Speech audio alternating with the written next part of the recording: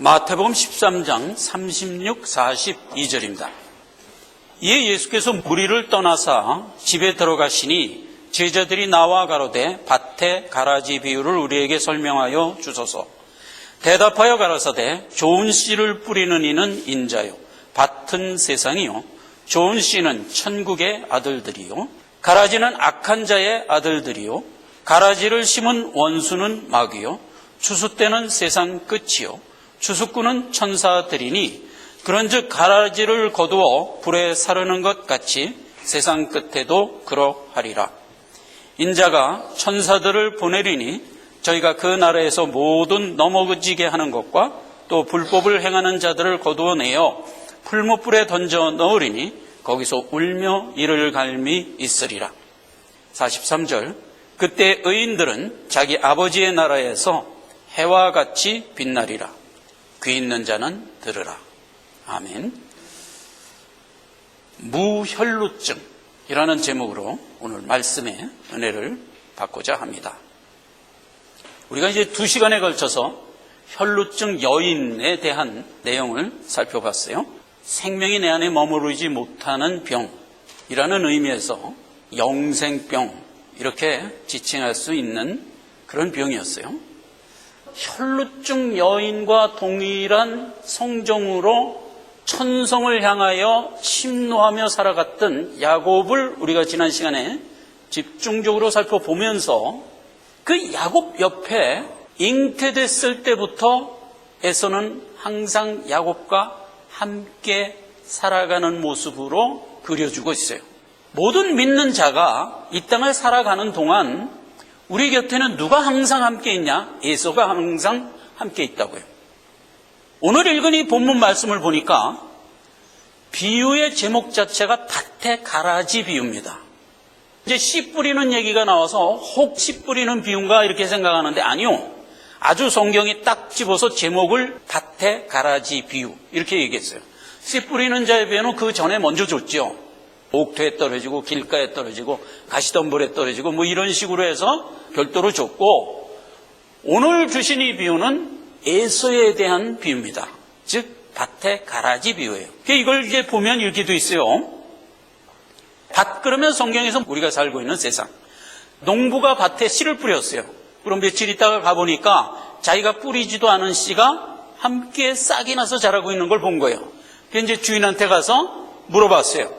내가 뿌리지도 않은 씨가 왜 밭에 함께 자라죠? 이렇게 이제 물으니까 그 주인이 안다는 듯이 원수가 와서 그랬구나. 이렇게 이제 얘기를 한 거예요. 그러면 그 가라지들을 뽑아버릴까요? 그랬더니 이제 주인이 아니다 놔둬라. 괜히 가라지 뽑다가 알곡 뽑힐라. 요런 얘기를 하는 겁니다. 추수 때까지 그냥 함께 자라게 놔두고 추수 때가 되면 그때 가라지는 별도로 반으로 묶고 알곡은 내 곳간에 들여라. 제자들이 집에 와서 예수님한테 물어봅니다. 아까 그 예수님이 해주셨던 비유가 무엇에 대한 비유입니까? 하고 이제 물어보니까 오늘 본문 말씀에 이렇게 비유의 답을 주신 거예요. 밭에 알곡을 뿌린 자가 누구라고요? 예수님 나다 이거예요. 인자다 이거예요. 38절 밭은 세상이요 좋은 씨는 천국의 아들들이요 가라지는 악한 자의 아들들이요 가라지를 심은 원수는 마귀요 추수 때는 세상 끝이요 추수꾼은 천사들이니 그런즉 가라지를 거두어 불에 사르는 것 같이 세상 끝에도 그러하리라. 이 해석은 절대로 어떤 다른 설명을 덧붙일 필요가 없는 완벽한 해석이죠. 그대로 받으면 되는 겁니다. 지금은 함께 자라게 놔두지만 세상 끝에는 분명히 가른다. 가라지들은 거두어 심판으로 거기서 슬피 울며 이를 갈 거라는 거예요. 택한 알곡들은 하나님 나라에 들어가서 해와 같이 빛나리라. 이렇게 이제 구별을 해서 결론을 우리에게 준 이 비유단 말이죠. 그 비유의 말씀을 우리에게 주신 마지막 부분을 다시 읽어보면 이렇게 되어 있어요.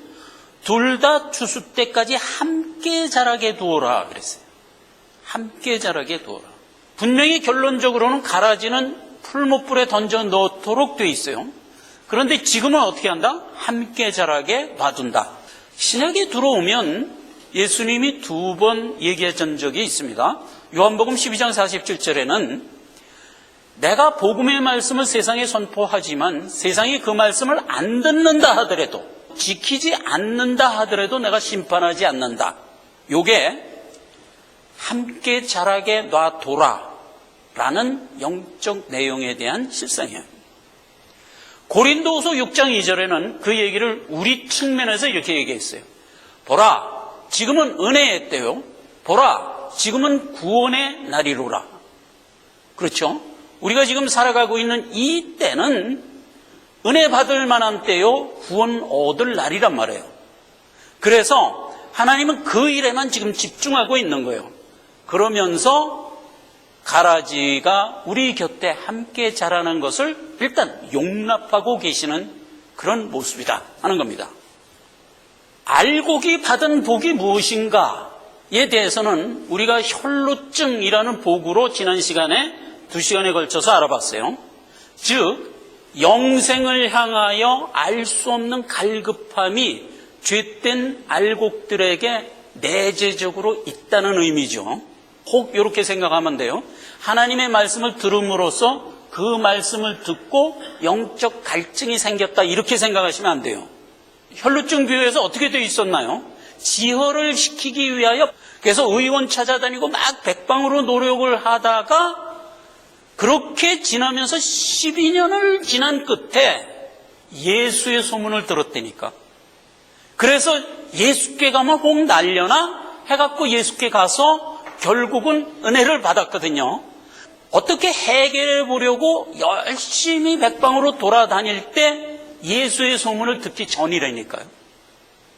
그러니까 예수님이 우리에게 복음을 주었기 때문에 우리가 그걸 듣고 영적 갈증을 느끼게 되었다라고 생각하면 안 돼요. 그 이전서부터 택한 자는 알 수 없는 영생에 대한 갈증을 내재적으로 갖고 있었다고요.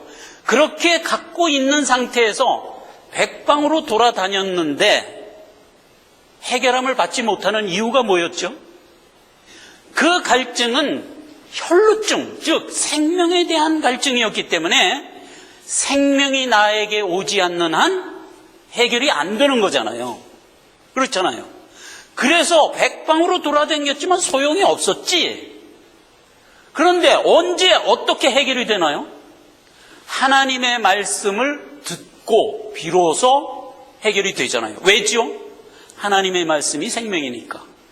그러니까 그 생명이 내게 오니까 비로소 해결이 되는 거잖아요. 그걸 우리가 기억하란 말이에요. 택한 자가 받은 복은 죄인일 때 이미 영생에 대한 갈급함이 있었다고요. 그런데 왜 택한 자는 영생에 대한 갈급함을 내재적으로 갖고 있을 수밖에 없는가에 대해서 좀 살펴보자고요. 그걸 먼저 살펴보고 그 다음에 에서가 우리 곁에 있는 이유로 들어가야 될 것 같아요. 창세기 3장 16절에 하나님이 우리에게 두 가지 벌을 줍니다. 창세기 3장 16절, 또 여자에게 이르시되 내가 내게 잉태하는 고통을 더하리니 내가 수고하고 자식을 낳을 것이며 너는 남편을 사모하고 남편은 너를 다스릴지니라. 요게 하나 벌로 준 거예요. 그 다음에 두 번째 벌 17절, 아담에게 이르시되 내가 내 아내의 말을 듣고 내가 너더러 먹지 말라 한 나무의 실과를 먹었은즉 땅은 너로 인하여 저주를 받고 너는 종신토록 수고하여야 먹으리라. 요걸 벌로 줬어요. 아담과 하와는 하나님께로부터 어떤 떨쳐버릴 수 없는 의무의 벌을 받습니다. 그 벌이 요약하면 이렇게 돼 있어요. 하와에게는 영적 갈급함을 벌로 준 거예요. 여기 뭐라고 그랬어요? 네가 수고하고 자식을 낳을 것이면 너는 남편을 사모하고 남편은 너를 다스려라. 하와의 벌이에요. 남편을 사모하라? 요 얘기예요. 성경에서 하와는 누구로부터 나온 자죠? 아담의 뼈로부터 나왔어요. 그런데 여기서 아담과 하와는 사람을 두 쪽으로 설명하는 얘기가 아니에요. 아담과 하와는 믿는 자가 가지고 있는 두 측면을 얘기하고 있는 거예요. 그러니까 모든 믿는 자는 하와, 즉 성도의 측면에서의 입장, 그 다음에 아담, 그냥 일반적인 사람의 측면에서의 입장, 이렇게 둘을 묶어서 아담과 하와라는 비유에 담아준 거예요. 자, 그래서 성경에서 여자 하와 그러면 그게 성도예요. 그러니까 하나님의 택한 자를 의미하는 거예요. 왜냐하면 하와는 그냥 하나님이 만든 게 아니라 예수 그리스도의 뼈와 살로 만든 거예요. 즉 교회란 말이에요. 택한 자란 말이에요. 그러니까 하와는 무슨 성정을 벌로 받고 이 땅에 태어나나요? 모든 택한 자는 예수 그리스도를 사모하는 마음이 갈급함으로 성정으로 받고 태어나는 거예요. 그게 뭐예요? 혈루증이었단 말이에요. 그래 복인 거예요. 그러니까 모든 택한 자가 왜 영생에 대한 갈급함을 갖고 태어났을까? 이것 때문이란 말이에요. 하나님의 애당초 이렇게 태어나게 했기 때문이란 말이에요. 그게 하나고, 또 하나 성도가 가져야 될 복은 뭐냐? 아담에게 준 복이에요. 뭐예요? 이 땅은 나그네 곳이죠. 세상이죠. 그런데 이 세상의 곳에서 우리가 살아가는 것이 우리 인생의 목표는 아니잖아요. 우리 인생의 목표는 어디예요? 내 본향 천국이잖아요. 그런데도 불구하고 아담에게 준 벌이 뭐예요? 이 땅을 성실하게 살아라예요. 이 땅을 성실하게 살아라. 그러므로 모든 성도, 하나님의 택한 자가 하나님께로부터 받은 벌, 이건 벌이지만 사실은 축복이죠. 이 축복은 두 가지로 우리가 볼 수가 있는 거예요. 하나는 영적으로 침노할 수밖에 없는 갈급함을 내재시켜 줬고, 세상에서는 성실하게 살아가야만 되는 것으로 묶어서 우리에게 복을 준 거예요. 그것이 우리의 성정이 되도록 한 거예요. 그러므로 모든 믿는 자는 영육 간의 강건함을 향하여 나가도록 되어 있어요. 그게 믿는 자가 가지고 있는 복이에요. 자, 여기에 비해서 에서가 누구냐 이거예요. 그래서 이제 에서가 우리와 구별되는 어떤 바로메타를 여기서 찾을 수가 있는 거예요. 에서는요, 이 두 가지 하나님이 우리에게 준 복 중에서 하와에게 준 복이 배제된 상태. 이해하시겠습니까? 예, 에서는 택한 자가 아니기 때문에, 예수 그리스도의 뼈와 살에서 나온 자가 아니기 때문에 무엇이 없을까? 하와에게 준 복이 없어요. 즉 무혈루증이란 말이에요. 무혈루증이에요. 그러니까 영생의 갈급함이 에서에게는 없는 거예요. 뭐만 있냐? 그냥 일반적으로 이 땅에 살아가는 사람이 가지고 있는 어떤 삶에서의 요구되는 성실함, 그것만 있는 거예요. 그러니까 에서는 이 땅에서 성실하게 살아가는 것만 받은 거예요. 그건 복이 될 수가 없는 이유가 뭘까요? 영혼과 연결되지 못하기 때문이라고요. 그냥 이 땅에서의 복으로 끝나기 때문이란 말이에요. 그래서 참복이 될 수가 없는 거예요. 자, 그래서 에서의 복은 이렇게 되어 있어요. 창세기 27장 32절 34절입니다. 에서가 가로되 내가 죽게 되었으니 내 장자의 명분이 내게 무엇이 유익하리요? 야곱이 가로되 오늘 내게 맹세하라. 에서가 맹세하고 장자의 명분을 야곱에게 판지라. 장자의 명분을 에서가 경홀히 여김이었더라. 이게 지금 야곱과 에서에서 장자권 다툼에서 나왔던 현상이죠. 그러니까 에서는 태어나면서부터 장자의 모습을 받고 태어났지만 실상은 에서는 장자권을 복으로 갖지 못하는 자로 태어납니다. 뭐예요? 자칭 장자예요. 성경은 항상 자칭이라는 말을 늘 쓰는 것을 우리는 알지요. 자칭 유대인, 자칭 선지자, 예, 그렇게 얘기하는 거예요. 여기서도 마찬가지예요. 자칭 장자다 말이에요. 그래서 에서는 장자권을 갖고 있는 모습이지만 실제는 장자권이 없는 자예요. 그러므로 장자권에 대한 보물적 가치를 인정하지 못해요. 알질 못해요. 그래서 그 알량한 팥죽 한 그릇보다도 못하게 여기는 거예요. 그건 당연한 거예요. 그 소욕이 내 안에 없는데 어떻게 그걸 보물로 알겠어요? 그건 당연한 거예요. 에서가 악해서 그런 게 아니라 에서는 장자권을 보물로 여기지 못하는 것이 당연한 거예요. 성경 그걸 지적하고 있는 거예요. 에서가 장자권을 보물로 여기지 않았더라예요. 그게 모든 불신자의 영적 소경을 지금 여기서 지적해주고 있어요. 그리고 이제 에서는 무엇을 또 하나님께로 받냐? 창세기 27장 39, 40절입니다. 이삭의 복을 야곱이 먼저 받아 가지고 갔죠. 뒤늦게 에서가 들어와서 나에게도 복 주십시오 그랬더니 이삭이 뭐라 그래요? 너한테는 이제 더 이상 장자의 복을 줄 수가 없다. 그럼 뭐라도 주십시오. 그랬더니 이제 이삭이 준 복이에요. 먼저 야곱의 복이에요. 그 다음에 이제 두 번째는 에서에게 너한테는 이제 줄 복은 없지만 이 복이라도 받아라 하면서 준 거예요. 그걸 한번 비교해서 보자고요. 먼저 야곱에게 준 복입니다. 창세기 27장 27절 이하입니다. 그가 가까이 가서 그에게 입맞추니 아비가 그의 옷에 향취를 맡고 그에게 축복하여 가로되 내 아들의 향취는 여호와의 복 주신 다트의 향취로다.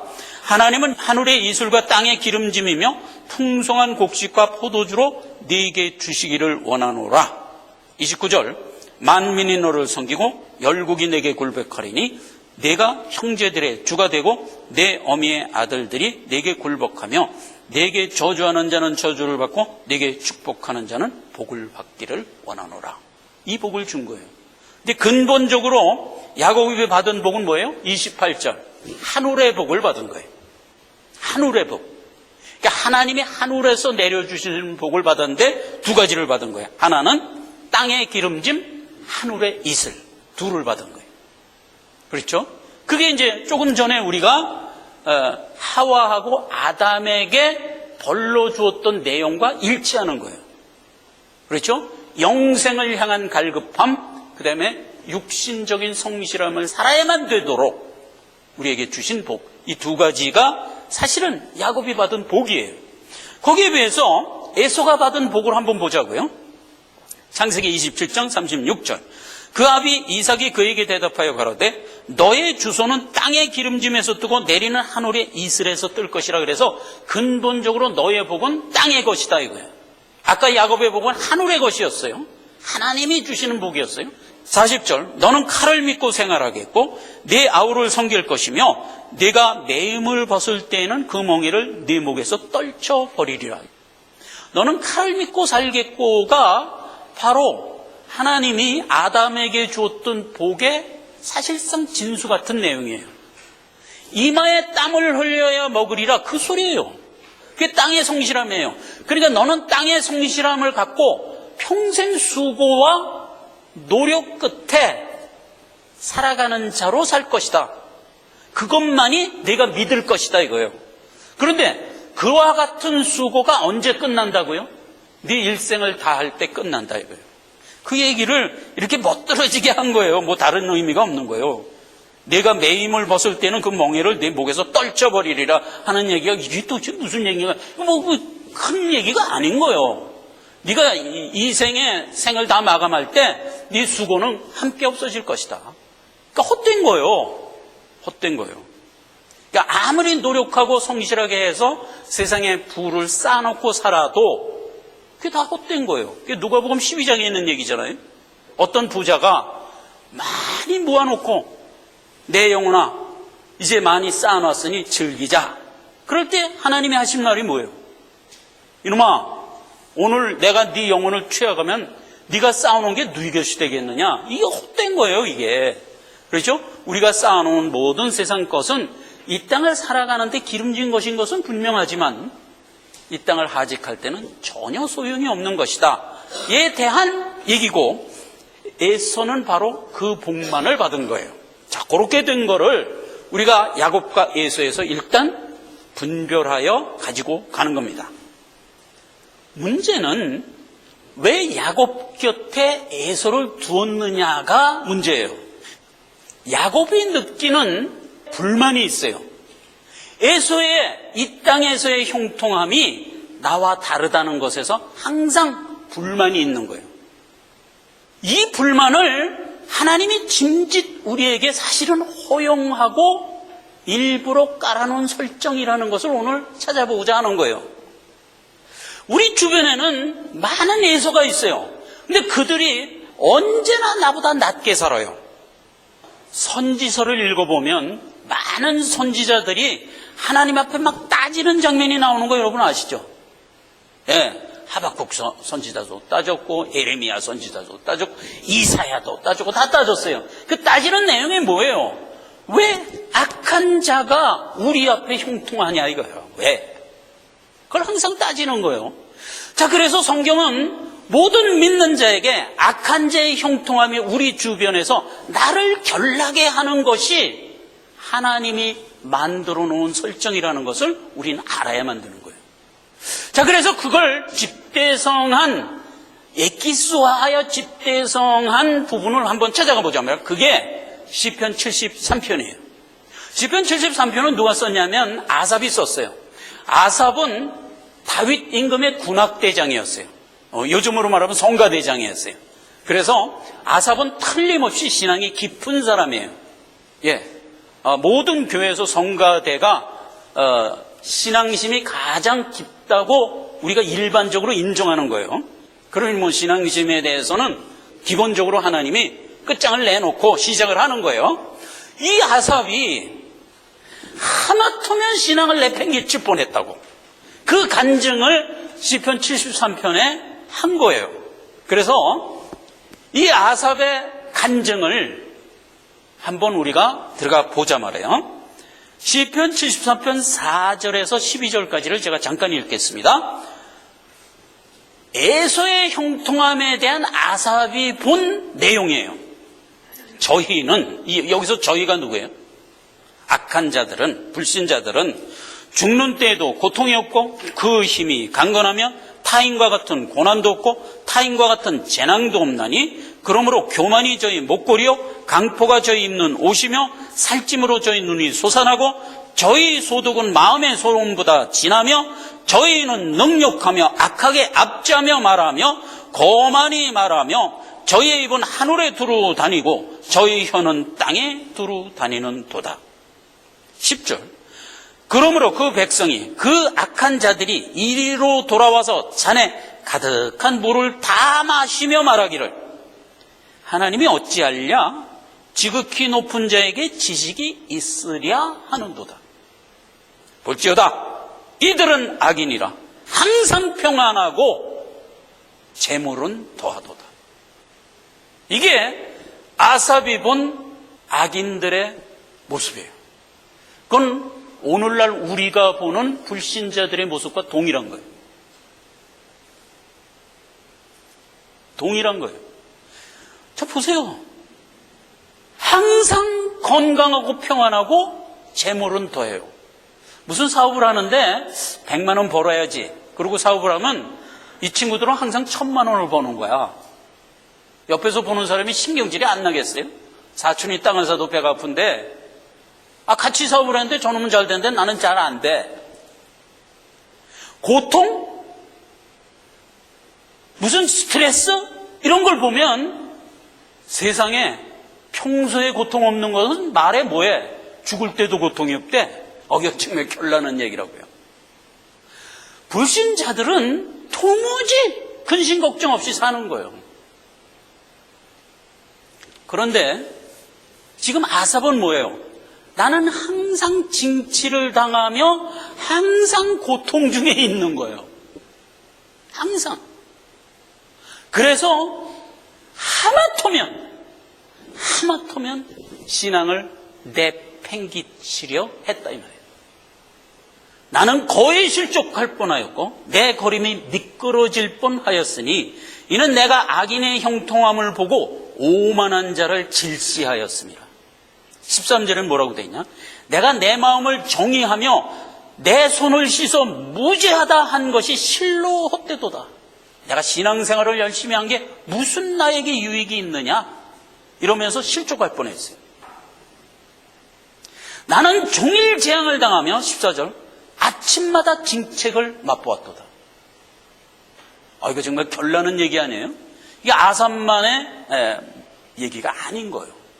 오늘 우리도 마찬가지예요. 주변에 이제 같이 장사를 합니다. 근데 불신자들이 하는 장사는 잘 돼. 잘 돼. 돈은 계속 벌려. 그래갖고 은퇴를 하면 나는 돈을 싹 모아갖고 좋은 곳에 가서 살 거야. 이렇게 딱 인생 설계까지 해놓고 지금 아주 잘 살아. 근데 우리는 어때요? 잘 안 돼요. 그냥 간신히 먹고 살아. 여러분 삶에서 경험하지 않으세요? 근근히 드는데 우리가 이제 물건 하니까 수표를 끊어주는데 때가 되면 그 수표를 막아야 되잖아요. 그러려면 장사가 돼야지. 보통 주말에 장사가 잘 되니까 주말에 이제 장사가 좀 잘 돼서 수표 막고 쌓이겠구나. 이렇게 이제 기대를 하고 있습니다. 딱 주말이 됐는데 스톰이 오는 거야. 주말 장사를 망쳐버리는 거야. 그리고 간신히 수표만 막고 세이브하고자 했던 계획은 전부 사라져버리는 거야. 악인은 아니요. 계획대로 착착 되고 그거보다 더 진하게 돼요. 여러분 골프를 쳐보신 분은 알아요. 골프가 굉장히 안 돼요. 마음같이. 동아리끼리 모이잖아요. 재정을 담당했던 사람이니까 재정부 임원들끼리 이제 모임이 있어요. 그래서 이제 그 골프 모임에 가서 이제 골프를 치면 이 친구들이 하는 얘기가 뭔지 알아요? 야, 이놈의 크린샷은 수표 막는 것만큼 어렵네. 이렇게 얘기한다니까. 항상 내가 마음먹은 것보다 진하게 쌓이는 자가 누구냐? 불신자예요. 성도들은 언제나 죽지 않으리만치 언제나 돼요. 그래가지고 그게 질시가 되는 거예요. 하나님이 만든 설정이에요. 설정이에요. 억울해하지 마세요. 그게 복이에요. 그게 복이라는 걸 아삽이 비로소 깨닫습니다. 또 하나가 뭐냐면 에서는 교회 안에 에서가 있어요. 에서와 같은 주변의 신자가 우리와 함께 신앙생활을 하고 있는 것에 대해서도 우리가 눈을 떠야 돼요. 이단 사설이 교리가 되어 있는 교회를 말하는 거예요. 그게 에서와 같은 자칭교회예요. 오늘날 자유주의 신학으로 되어 있는 교회, 이게 그러니까 거짓교회죠. 그러한 교회들이 우리 주변에 있어요. 그 신문지상에 가끔 나는 신천지 이딴 거를 이단으로 하고 생각하는, 그거는 우리가 상식만 갖고도 이단인 줄 알지요. 그러나 이제 우리도 모르게 우리 주변에 함께 이단화되어 있는 교회가 항상 우리 곁에는 있었어요. 그래서 예수님 당시에도 무엇이 가장 그 당시에 이단이었냐면 예수 그리스도가 육체로 임한 것을 거부하는 자마다 적그리스도니 그랬잖아요. 그때도 그게 이단이었어요. 근데 그게 그대로 변형돼서 오늘날 자유주의 신학으로 우리 곁에 있는 자들, 이게 이단이에요. 그런데요, 교계를 100이라고 볼 때는 항상 60 이상이에요. 다니엘서 11장 31절. 근데 이 얘기를 이미 복음서에서는 예수님이 마태복음 24장에서 이미 얘기를 했어요. 이렇게 얘기를 했어요. 이 천국 복음이 모든 민족에게 증거되기 위하여 온 세상에 전파되리니 그제야 끝이 오리라. 그러므로 너희가 선지자 다니엘의 말한 바 멸망에 가증한 것이 거룩한 곳에 선 것을 보거든 산으로 도망하라. 이렇게 해서 줬던 얘기예요. 여기서 멸망에 가증한 것이 거룩한 곳에 서는 것이 뭐예요? 마지막 때에 우리 앞에 나타날 적그리스도에 대한 말하자면 예언적 예수님의 말씀이었죠. 그 적그리스도가 다니엘서에 보면 11장에 이제 임하는 모습을 이렇게 그렸어요. 다니엘서 11장 31절입니다. 군대는 그의 편에 서서 성소의 견고한 곳을 더럽히며 매일 드리는 제사를 폐하며 멸망케 하는 미운 물건을 세울 것이며 40절 마지막 때에 남방왕이 그를 찌르리니 북방왕이 병거와 마병 많은 배로 회리바람처럼 그에게로 마주와서 그 여러 나라에 들어가며 물이 넘침까지 지나갈 것이요. 여기서 얘기하는 남방왕, 북방왕은 저희끼리 싸우는 얘기입니다. 여기에 뭐 우리 편의 왕이 없는 거예요. 41절 그가 영화로운 땅에 들어갈 것이요 많은 나라를 패망케 할 것이나 오직 에돔과 모압과 암몬 자손의 존귀한 자들은 그 손에서 벗어나리라. 이런 말이 있어요. 자, 이게 무슨 얘기냐면 지금 음녀의 세력과 적그리스도의 세력이 마지막에 붙어요. 그래서 이제 싸워서 짐승이, 8번째 짐승이 음녀를 멸해버려요. 그 얘기를 남방항, 북방항 해갖고 이제 쫓던 얘기고, 그렇게 해서 멸하고 적그리스도가 세상을 제패할 때 웬만한 신자는 그때 다 고난을 받게 돼 있어요. 그런데 그때 고난에서 면함을 받는 자가 누구라고요? 에서라고요. 여기서 에서는 자칭 장자 에서를 얘기하는 거예요. 그러니까 거짓 교회가 적그리스도에 의하여 보호받는 거예요. 그 상황이에요. 그 상황을 성경은 이렇게 얘기했어요. 데살로니가 후서 2장 3절입니다.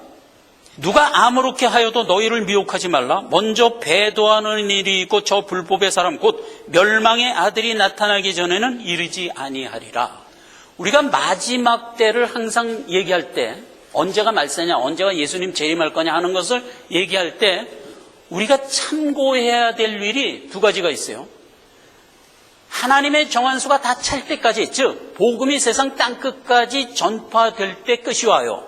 그러면 지금 창세 이후 복음이 한 번도 들어가지 않은 지역이 이 땅에 아직 남아있어요. 중동 지역하고 동남아 지역이에요. 그 지역이 아직 복음이 한 번도 창세 이후에 들어간 적이 없어요.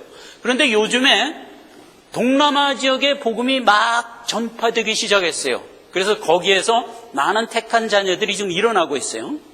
그런데 그렇게 해서 복음화가 되면 그 복음이 어디로 갈 건가요? 당연히 중동으로 갈 거예요. 그래서 중동의 복음이 전파되면 예루살렘에 도착할 거예요. 이게 복음은 항상 서진하게 돼 있죠. 미국, 일본, 한국, 중국 거쳐서 동남아에 가 있어요. 지금 최첨단 지역이 동남아 지역. 근데 거기서 중동 지나면 바로 예루살렘이에요. 그래서 복음이 한 바퀴 돌아오면 그제야 끝이 되리라. 왜 끝이 되죠? 복음이 증거가 돼야 영생 주기로 작정된 자들이 복음 듣고 일어날 거 아니에요. 그러면 하나님의 정한수가 하나도 남김없이 다 일어나는 꼴이 되잖아요. 그래서 주님이 재림하는 거예요. 말하자면 구속사가 끝이 나는 거예요. 주님이 언제 재림할 거냐 하는 것에 대한 말하자면 시대적 분별은 그게 첫 번째 하나고, 또 하나가 있어요. 많은 혼란이 있을 거래. 혼란이 있을 거지만 결정적으로 마지막 때에 가서 틀림없이 인식할 수 있는 어떤 증언이 뭐냐 하면 배도 사건이라는 거예요. 배도. 배도는 뭐예요? 신앙을 버렸다 그 소리잖아요. 교회가 지금 꾸준히 한 배를 타고 가고 있어요. 그런데 어느 날 교회가 반쪽이 나는 때가 온단 말이에요. 정통을 고수할 거야 하는 파가 있고, 아니야, 지금 적그리스도가 하는 모든 정책에 우리는 동의해야 돼 하고 떨어져 나가는 사건이 한번 올 거라는 거예요. 그게 배도예요. 그때 누가 적그리스도 편에 서냐? 에돔이 서는 거예요. 에서가. 즉 자칭 교회가 서는 거예요. 거짓 교회죠. 요거는 그림으로 한번 우리가 역사 속에서 많이 보죠. 우리나라 같은 경우는 언제 한번 봤나요? 신사참배 때 한번 봤죠. 나는 신사참배 안 할 거야 하는 교회와, 야, 신사참배는 그냥 정치적인 거야, 신앙하고 상관없어, 그러니까 참배하자, 그러는 교회로 나누지요. 그건 역사적으로 우리가 한번 샘플로 보여준 거예요. 그런 일이 이제 예수님 재림 직전에 한번 있을 거라는 거예요. 대대적으로. 그렇죠. 그 배도 사건이에요. 그때에 배도하는 자가 누구예요? 에서라니까. 에서예요. 그때 구별이 되는 거예요. 에서는요, 이 땅을 형통하게 살아가는 것으로 하여 우리를 자극해요. 그 다음에 항상 신앙 가운데 우리와 함께 있으면서 우리의 신앙을 경홀히 여기고 결정적인 순간에 신앙 버리는 모습을 우리에게 항상 보여주는 자, 이게 예서란 말이에요. 예서를 우리 곁에 주게 함으로써 우리로 하여금 신앙에서 경성하여 다른 자각을 갖게 하려고 해요. 그게 우리에게 예서를 주신 목적이에요. 그래서 아삽이 이 모든 훌로워 속에서 하마터면 실족할 뻔했다가 결국은 깨닫고 하나님 앞에 자기의 신앙 간증을 했던 세 측면을 읽고 이 시간을 마치도록 하겠습니다. 22절 이하입니다. 주보에 뽑아놨어요. 앞면에. 아삽은 에서의 형통함 때문에 하마터면 실족할 뻔했다가 모든 것을 다 깨닫고 하나님 앞에 자기 신앙의 간증을 이렇게 세 가지로 합니다. 첫째, 23절, 내가 항상 주와 함께하니 주께서 내 오른손을 붙드셨나이다. 주의 교훈으로 나를 인도하시고 후에는 영광으로 나를 영접하시리니 하늘에서는 주 외에 누가 내게 있으리요 땅에서는 주밖에 나의 사모할 자가 없나이다. 우리가 사모할 자는 뭐예요? 내 아버지의 나라 그리고 나를 구원한 주밖에 참 소망은 없다. 둘째, 내 육체와 마음은 쇠잔하나 하나님은 내 마음의 반석이시요 영원한 분기시라. 대저 주를 멀리하는 자는 망하리니 음녀같이 주를 떠난 자를 주께서 다 멸하였나이다. 후속의 결말에 대하여 아삽이 알고 감사하는 거예요. 지금은 네가 나보다 형통하고 나는 늘 쇠잔하여 갈등 속에 살고 있는 모습이지만 결국은 어떻게 되느냐? 나는 해같이 빛날 것이고 너는 이를갈미 있을 거란 말이에요. 이걸 알기 때문에 오늘 내가 이 고난을 기쁘게 감수한다 이 말이에요.